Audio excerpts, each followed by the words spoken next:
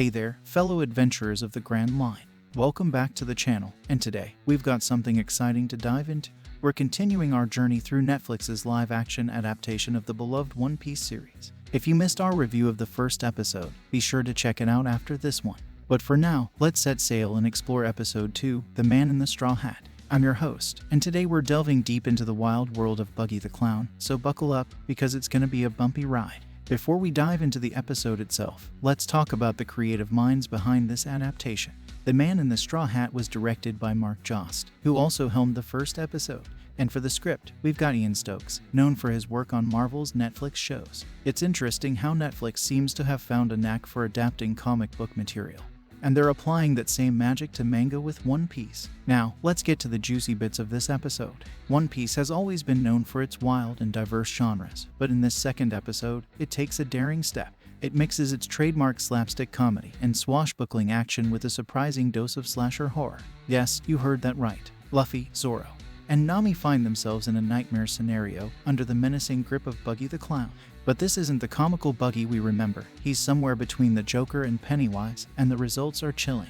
He's trapped our budding Straw Hat crew on his circus-inspired barge, using the population of Shell's Town as a captive audience. It's a darker turn than you might expect, but it works surprisingly well, reminding us of the unique power gradient in the world of One Piece, amidst the clown-based horror. This episode takes a moment to flesh out Luffy's backstory. We finally witness the live-action recreation of that iconic moment where Luffy receives his straw hat from Shanks. Peter Gadiot brings Shanks to life, portraying him as a pirate so confident that he barely has to break a sweat.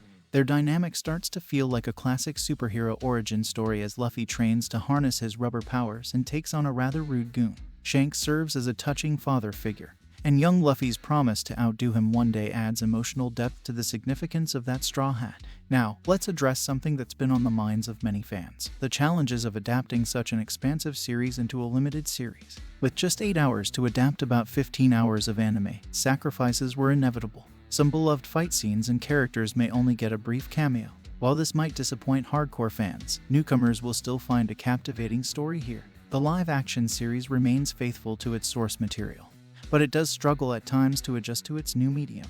One interesting aspect of this adaptation is its willingness to experiment with tone and genre. By injecting elements of horror and maintaining drastic tonal shifts, the show captures the anarchic energy of the original series. While this approach may not sit well with everyone, it's a promising sign that this live-action adaptation is all about fun and adventure, just like the anime.